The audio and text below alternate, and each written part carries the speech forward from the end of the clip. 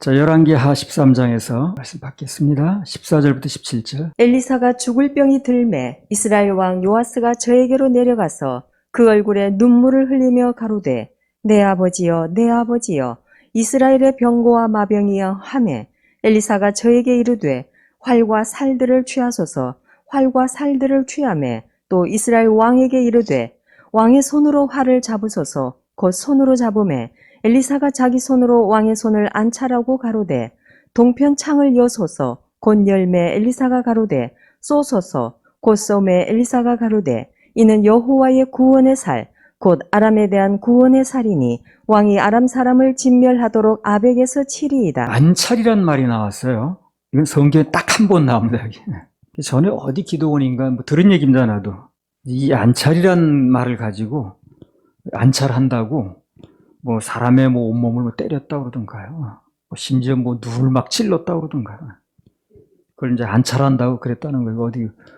어디 교회 와서 그렇게 했다는 겁니다. 그래가지고 뭐 멍이 들고 그랬더라고요. 이해가 잘 안 되죠, 그런 거예요. 근데 여기서 내가 뭘 오늘 좀 얘기를 하려고 그러냐면 서두에서 그런 일이 뭐 우리 좀 이해가 안 되는 일이 있을 수 있다는 거예요. 우리는 그런 거 뭐 이해하기 어렵죠. 그런데 신앙 안에서는 여러 가지 일들이 있어요.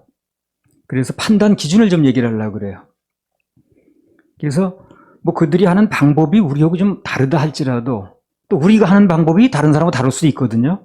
그렇다 할지라도 그것이 우리가 믿는 목적이 예수님을 믿는 거예요, 교회는요.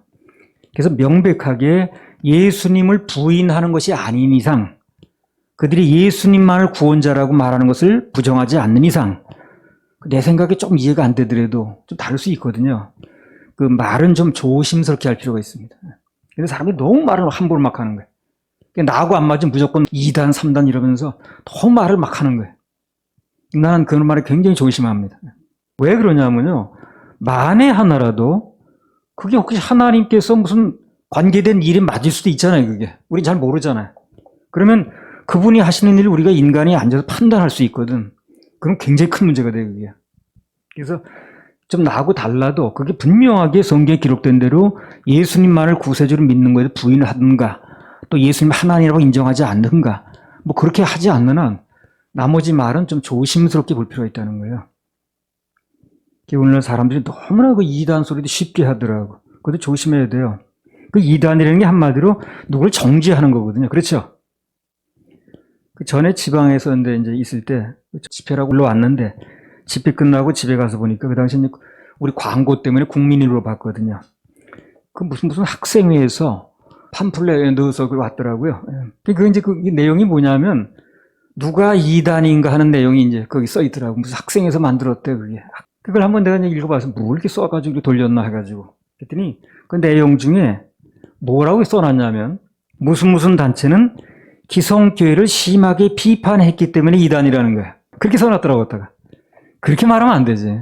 그들이 성경적으로 뭐가 잘못됐는가에 대해서 분명하게 이것은 성경적으로 잘못된 거다 라고 말하면 뭐 말이 되겠지만 그러나 기성교단을 비판했다 심하게 그래서 이단이다 이렇게 말하면 안 되지. 그런 식으로 말한다면 기성교단을 가장 심하게 비판한 분이 예수님입니다. 여러분 아십니까? 그 예수님 당시에 있었던 바리새파, 사두개파, 헤롯당, 젤롯당이라고 그러죠. 오늘날로 말하면 다 기성교파예요, 그 사람들이요. 기성교단입니다. 그렇죠? 기성 전통적으로 내려온 교단 아니에요. 뭐 교단이라는 용어를 썼는지 모르지 바리새파니까. 예. 사두개파, 헤롯당. 예. 그런 사람들이 오늘날로 말하면 기성교단이라니까요. 근데 예수님 그들을 향해서 뭐라고 그랬습니까? 독사의 자식들아 그랬잖아요.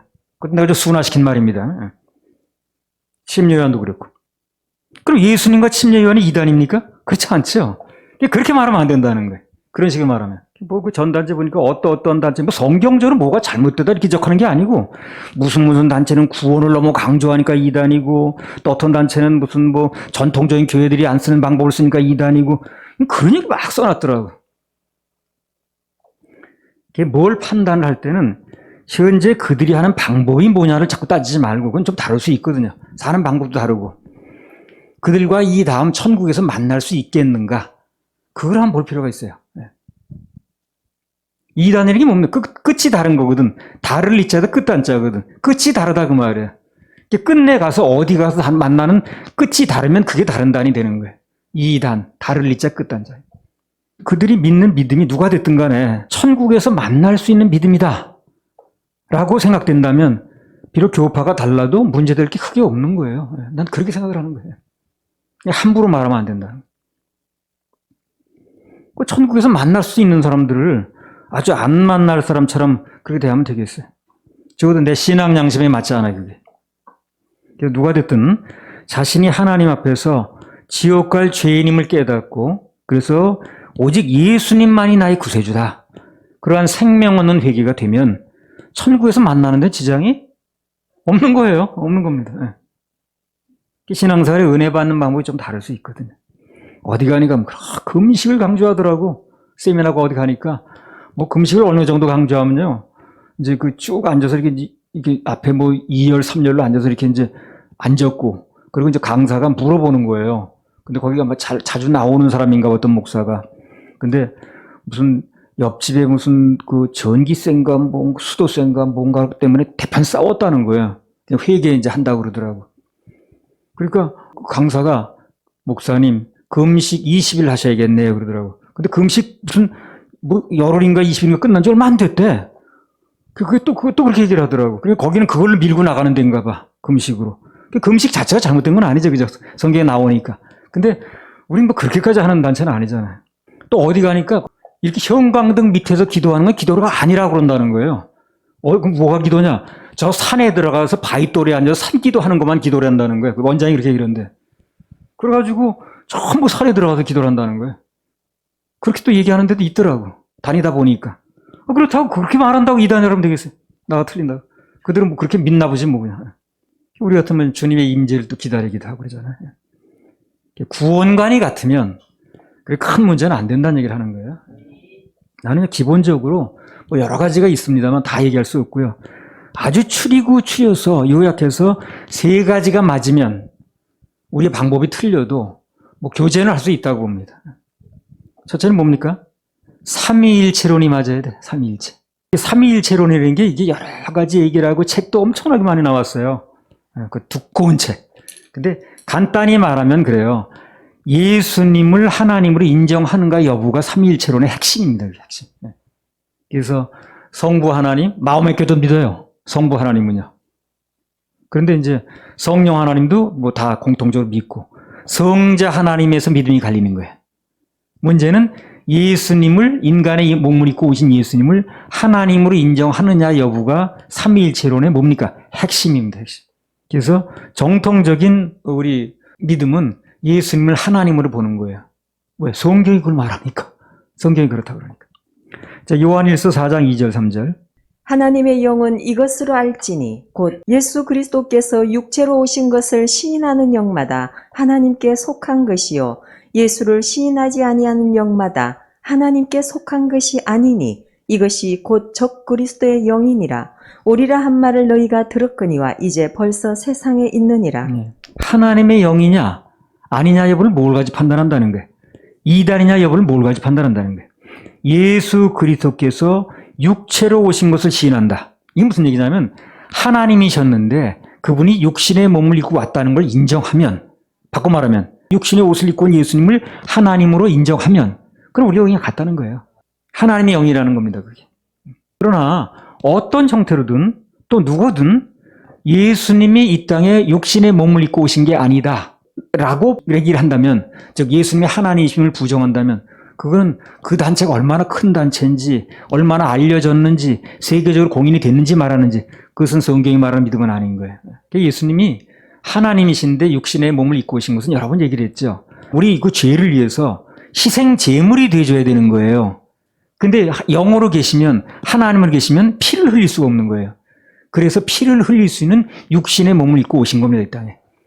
피를 내기 위해서, 죽기 위해서. 그래서 우리 위해서 십자가에서 제사를 대신 드려주시고 그 임무가 끝나니까 그분은 영으로 다시 돌아가신 거예요. 그 2번 다시 하지 않는 겁니다. 큰 은혜죠, 우리는. 쉽게 말하면 내가 개들을 구원하기 위해서 잠시 동안 개가 됐다는 얘기하고 똑같은 얘기인데, 그렇잖아요. 그게 보통 일이 아닌 거죠. 그래서 어떤 형태로든 누구든 예수를 하나님으로 시인하지 않는 영은 잘못된 영이라는 거예요. 그야말로 이단인 것입니다. 끝이 다르니까. 그래서 하나님이신 예수님께서 이 땅에 육체를 입고 오셨는데 그것을 인정하지 않으면 하나님께 속한 영이 아니다. 곧 간단하게 말하면 예수님이 곧 하나님이시다. 그런 얘기입니다. 그게 삼위일체론의 핵심이에요. 그걸 인정 안 하면 삼위일체를 부정하는 게 되는 것이고 따라서 다른 영이다. 뭐 다른 이단이다. 이렇게 말할 수 있겠죠. 모든 다른 단체, 이단은 거기서 다른 얘기를 합니다. 전부 특징이 뭐 여호와 증인이라든가 문선명이라든가 뭐 세계적으로 큰 단체긴 합니다. 모슬렘, 뭐 가톨릭 다 마찬가지예요. 전부 예수님을 하나님으로 인정하지는 않아요. 그렇게 딱 부러지게 말하지 않아요. 예수님이 하나님이라고. 여호와 증인 같은 경우는 아주 훌륭한 선지자. 모슬렘도 예수님 인정합니다. 마호메트과 동일선상에서 훌륭한 선지자라고 인정해요. 예수를 나쁜 분이라고 말하지 않아요. 훌륭한 선지자라고 얘기를 해요. 근데 하나님을 보지 않는다는 거예요. 그게 잘못된 거지. 왜? 우리 죄는 하나님만 용서할 수 있거든. 예수님이 하나님이 아니고 우리 죄를 용서할 수가 없는 거예요. 사람은 자기 죄도 감당 못하는 누굴 죄를 감당한다는 거예요. 죄 없는 하나님만이 우리 죄를 감당할 수 있거든요. 그래서 예수님은 하나님이셔야 되는 겁니다. 안 그러면 전부 허당해요. 믿어본들 소용이 없습니다. 그래서 나는 그 사람들 뭐 서슴없이 이단이라고 얘기를 합니다. 삼위일체 믿음이 아닌 거예요. 네. 자, 요한일서 5장 20절. 또 아는 것은 하나님의 아들이 이르러 우리에게 지각을 주사 우리로 참된 자를 알게 하신 것과 또한 우리가 참된 자 곧 그의 아들 예수 그리스도 안에 있는 것이니 그는 참 하나님이시요 영생이시라. 예수 그리스도 안에 있는 것이니 그는이 누구예요? 누굴 얘기를 해요? 누굴 받는 거예요? 대명사가. 예수님. 예수님은 참 하나님이시요 영생이시라. 예수 그리스도는 참 하나님이시라고 그러잖아요. 성경이 말하는 걸 난 얘기를 하는 거예요, 지금요. 내가 지어낸 얘기가 아니고.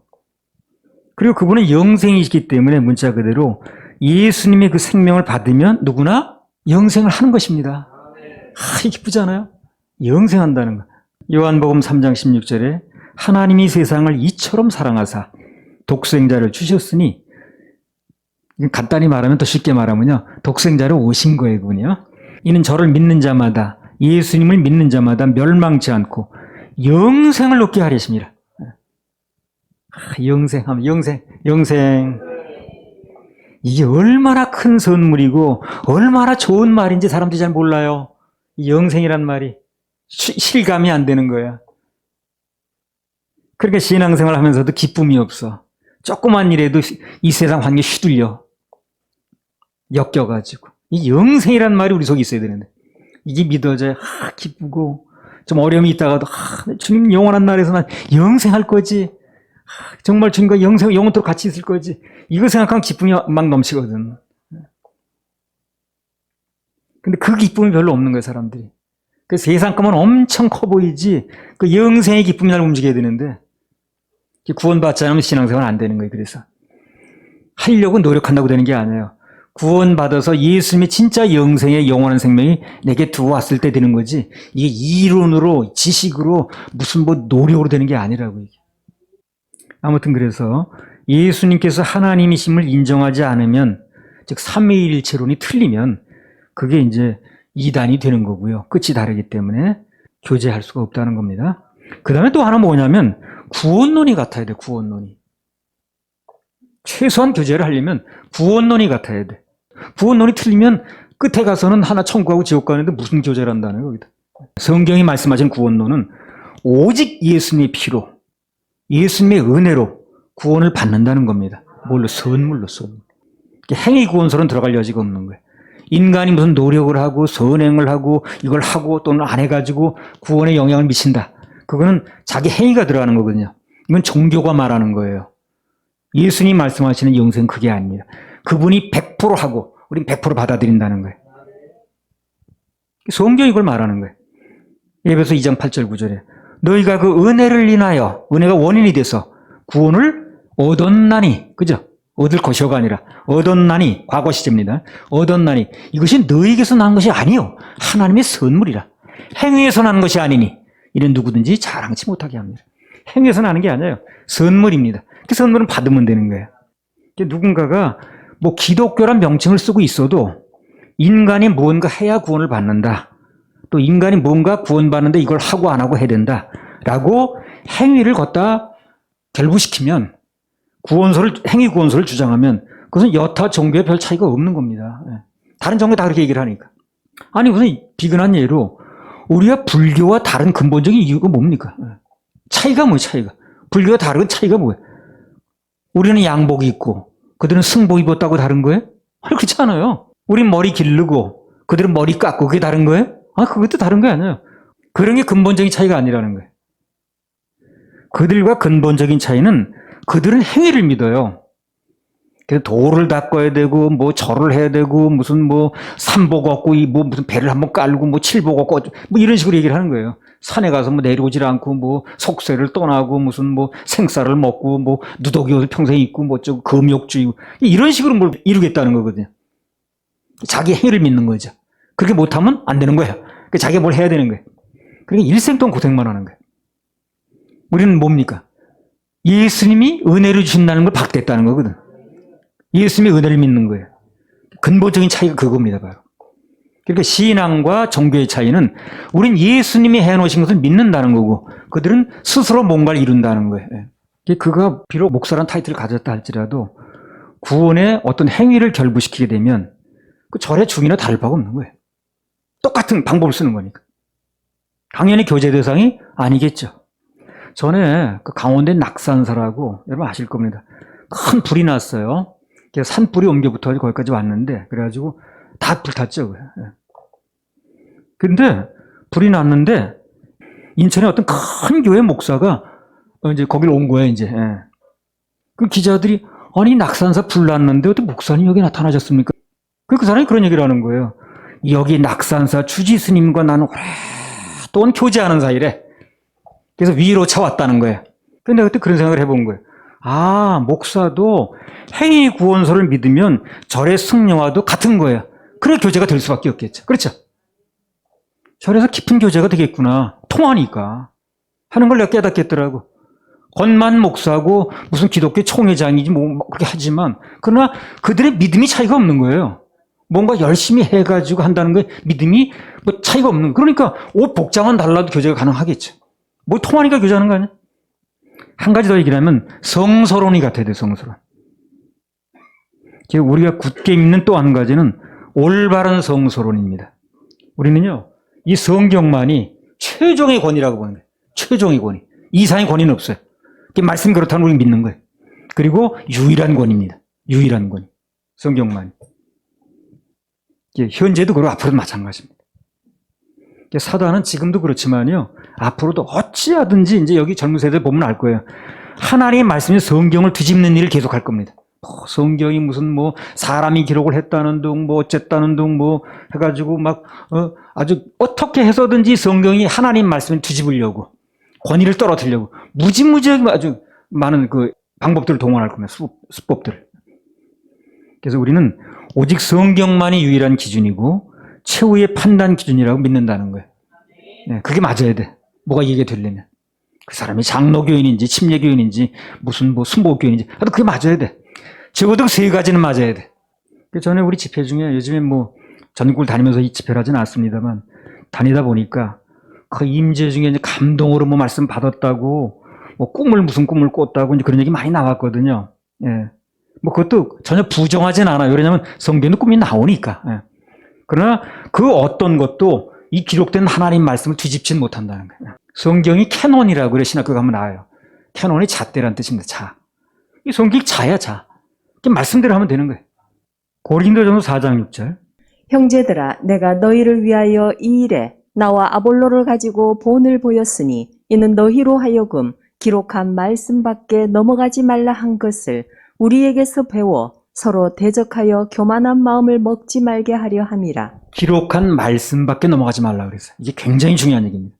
어떤 일이 벌어져도 수많은 일들이 있을 수 있지만 중요한 것은 기준이 뭐냐, 잣대가 뭐냐, 말씀이라는 거예요. 그래서 기록한 말씀 밖에는 넘어가지 말라는 거예요. 참 중요한 일이에요. 그래서 뭐 꿈 얘기를 할 수도 있고, 임재 중에 본 얘기를 할 수도 있고, 환상 얘기도 할 수 있고, 어떤 체험을 얘기를 할 수도 있어요. 그러나 그것은 어디까지나 하나님 말씀인 성경을 더욱 믿어지게 하는 보강 차원에서 말할 수는 있다는 거예요. 그래, 그게 중점은 아니라는 거예요. 그게 중점은 아니라. 어디까지나 중점 말씀입니다.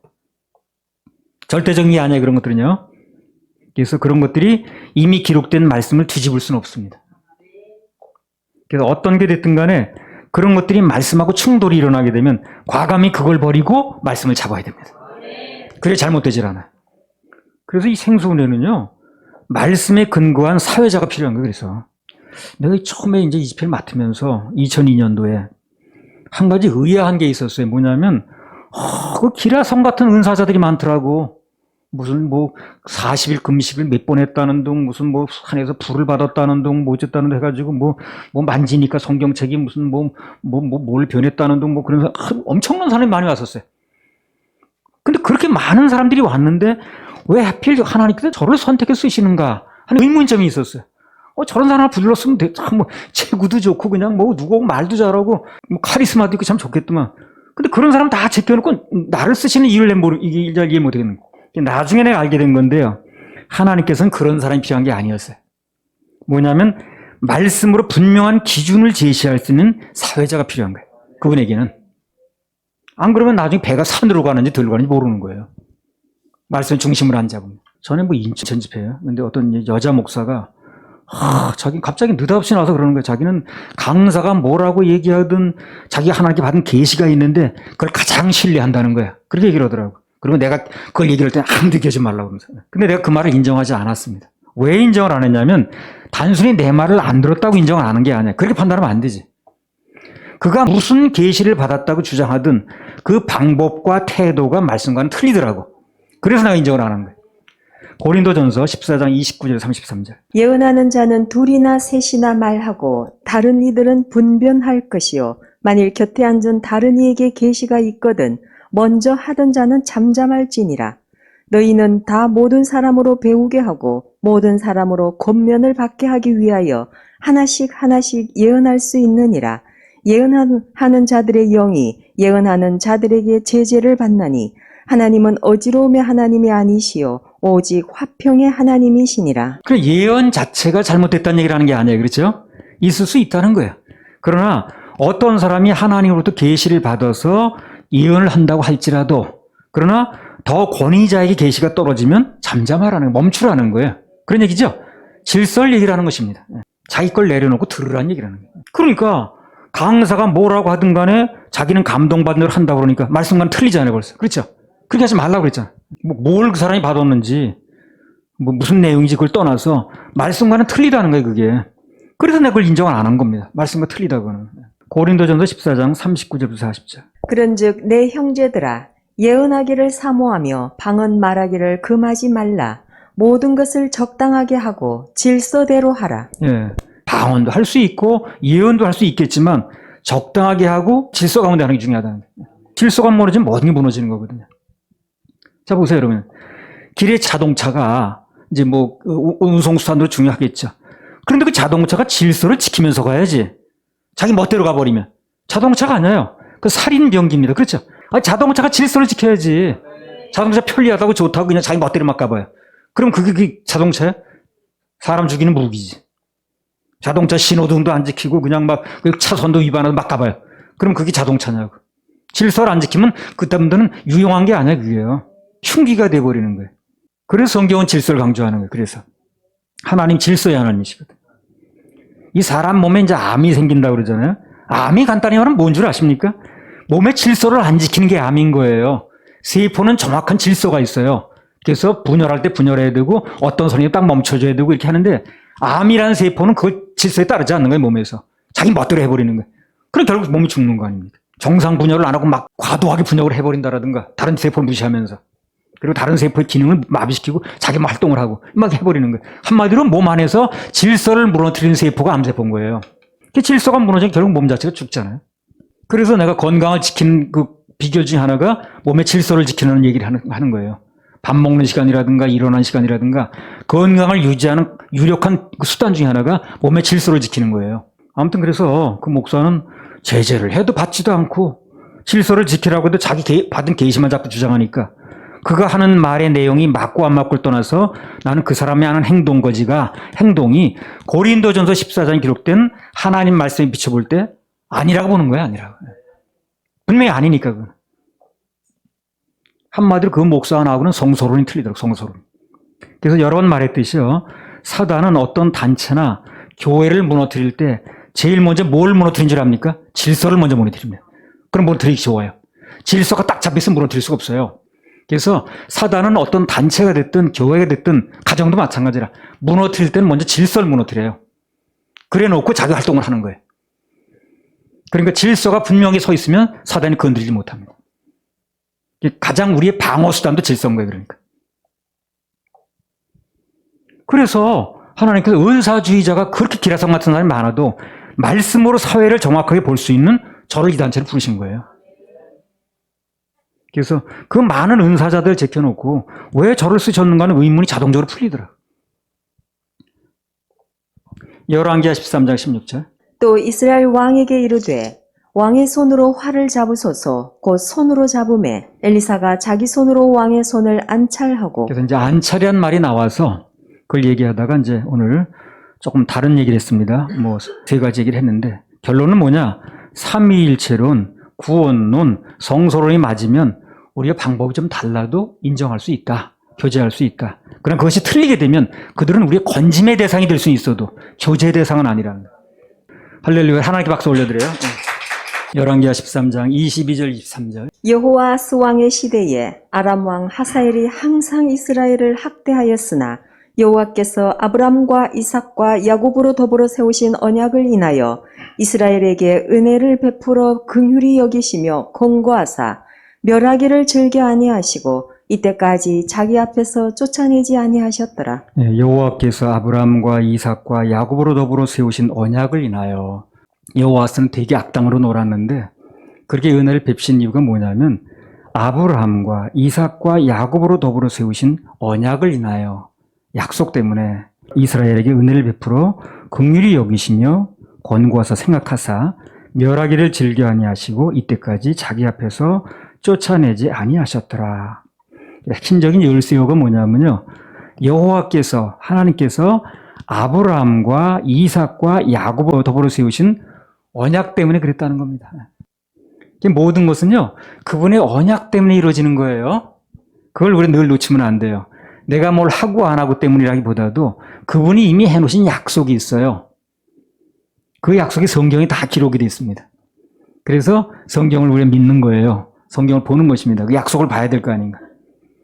그래서 거기에 기록되어 있는 수많은 약속들이 있는데 그 약속에 의해서 이루어지는 거예요. 그러니까 내가 뭐 개인적으로 뭘 하고 안 하고 하는 것도 그 약속의 결부가 되는 거예요. 그래서 하나님께서 일찍이 아브라함과 이삭과 야곱으로 더불어 세우신 약속이 있는데 그것 때문에 후세 여호와스 이런 사람들이 좀 잘못을 해도 긍휼을 베푸실 수 있었다는 얘기를 하는 것입니다. 모든 것은 그분의 언약, 약속대로 이루어지는 거니까 어떤 경우에도 그분의 약속을 주장하는 게 안전한 겁니다.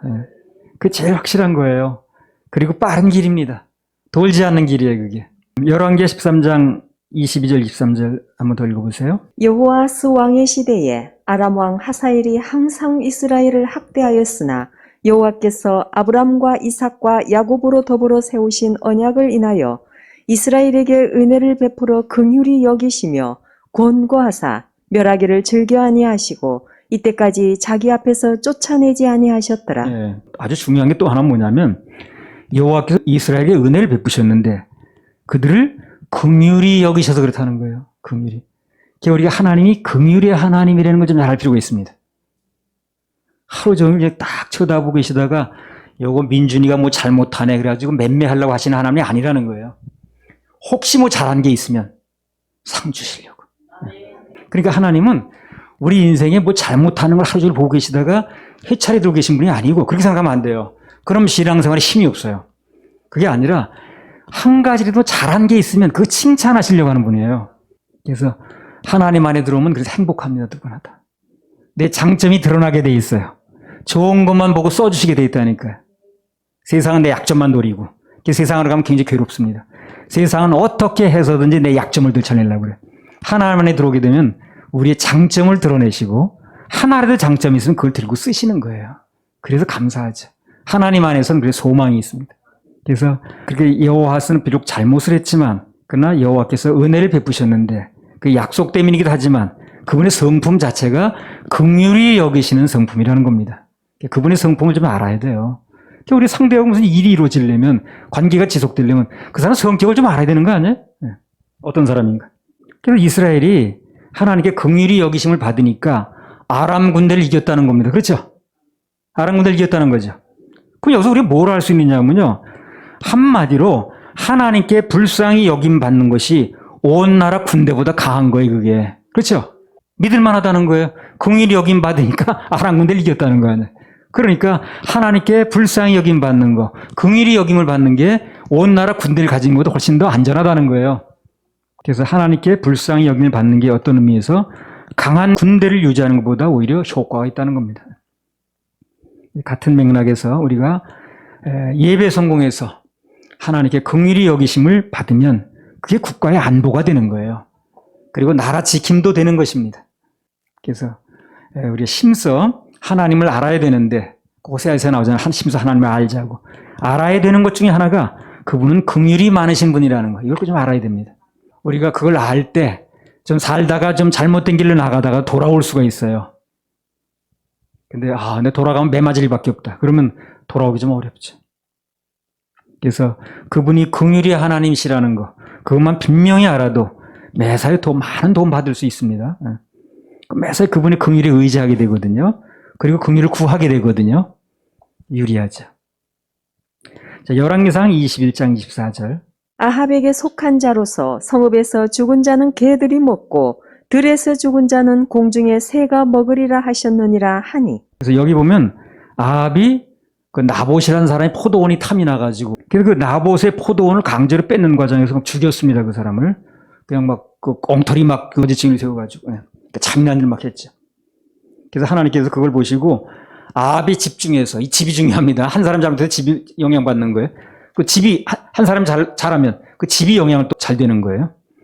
아합이 집중해서 성읍에서 죽으면 개들이 먹고 들에서 죽으면 공중에 새가 먹는다. 그렇게 이제 하나의 그 저주가 내려진 상태입니다. 그랬더니 아합이 어떻게 했느냐면요. 열왕기상 21장 27절부터 29절. 아합이 이 모든 말씀을 들을 때에 그 옷을 찢고 굵은 배로 몸을 동이고 금식하고 굵은 배에 누우며 행보도 천천히 한지라. 여호와의 말씀이 디셉 사람 엘리야에게 임하여 가라사대 아합이 내 앞에서 겸비함을 네가 보느냐? 저가 내 앞에서 겸비함을 인하여 내가 재앙을 저의 시대에 내리지 아니하고 그 아들의 시대에야 그 집에 재앙을 내리리라 하셨다. 아합이 평소에 우상 섬기고 또 하나님께 이제 밉보였죠. 그런데다가 그 나본의 포도원을 강제로 뺏는 과정에서 이제 억울하게 사람을 죽이고 이렇게 했거든요. 그러니까 하나님 앞에서 최고로 좀 안 좋은 상태예요.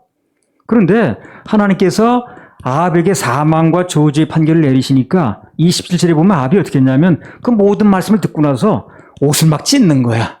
그리고 굵은 배로 몸을 동이고 금식하고 또 굵은 배에 누워가지고 걸음도 천천히 걸었다는 거예요. 회개한다 그런 얘기 표현을 하는 거죠. 지금. 그래서 좀 일시적이나마 회개하는 빛을 보이니까 하나님께서 그 징계를 어떻게 하신다는 거예요? 다음 때를 미루신다고 그랬어요. 이게 왜 그러냐면요. 하나님은 긍휼의 하나님이에요. 그는 긍휼의 하나님입니다. 그래서 그렇게 나오면 그분은요. 연민줄이 땡겨요. 연민줄이. 그 좀 아는 사람은 그 사람 연민줄을 잘 건드리더라고. 그래서 하나님이 연민줄이 있는 분이에요. 그래서 긍휼을 베풀라고 이렇게 말씀드리고 회개하고 돌아오겠다 그러면요. 그분 또 연민줄이 땡겨가지고 용서를 또 해주시네. 비록 신앙생활에서 잘못을 했다 할지라도 민준이 혹시 잘못할 때 있잖아. 살다 보면 그지? 그랬다 할지라도 하나님께 잘못했습니다 하고 돌아오면 하나님이 용서해 주시는 거야. 막 나가버리면 안 돼요. 그러니까 잘못을 비록 안 해야 되겠지만 혹시 했다 할지라도 하나님께 잘못을 돌이키고 돌아오면 하나님도 받아주신다고. 언제 돌아올 수 있어야 돼요. 아주 가버리지 말고. 신앙생활에 잘못을 했다 할지라도 고집 부릴 필요가 없다는 거예요. 그 모습 그대로 돌아오면 돼.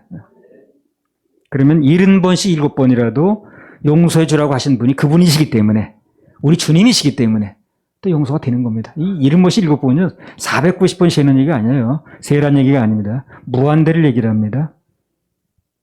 따라서 그가 누구든 무슨 잘못을 했든 용서와 은혜의 주인공이 될 수 있어요. 돌아오면. 우리도 그렇잖아요. 누군가 정말 잘못했다 그러면 좀 실수를 했지만 뭐 잘못을 했지만 정말 잘못했다 그러면 어떻게 합니까? 넘어가야지. 그걸 뭐 어떻게 하겠어요. 그래. 계속 문제 삼을 수는 없잖아. 그래서 하나님 앞에서 뭔가 잘못한 게 있으면 천부의 의지 없어서 손 들고 옵니다. 그 자세가 제일 좋은 겁니다. 고집 부리지 말고 천부의 의지 없어서 손 들고 옵니다. 그게 최고 좋은 자세예요. 성경에 보게 되면 하나님 모든 역사는요, 사람이 뭘 잘해서 일어난 역사가 거의 없어요. 사람이 하나님 앞에 잘할 때가 별로 없더라고요. 이스라엘 백성들도 그 몇백 년, 몇천 년 두고 보면 하나님 앞에 싹 마음에 들게 할 때가 그렇게 많지 않아요. 대부분 잘못해서 뭐를. 그러나 그래도 일이 된 건 하나님이 인간들을 불쌍히 여기셨다는 거예요. 그래서 일이 된 거예요. 십자가 사건도 그분이 우리 불쌍히 여기서 된 거예요. 우리 받을 자격이 뭐 있나? 그 오병이어는 어떻습니까? 오병이어. 그 기적인데, 표적인데. 예수님께서 거기 모인 무리를 불쌍히 여기신 거예요. 야, 저기 먼 길을 왔는데 가다 굶으면 어떡하냐? 쓰러지면 어떡하냐? 그래서 오병이어의 기적을 베풀었다는 거예요.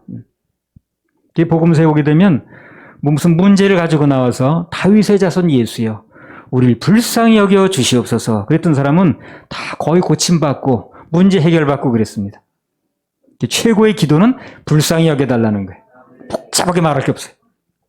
불쌍히 여겨달라는 그 말 중에 모든 것이 다 포함되어 있습니다.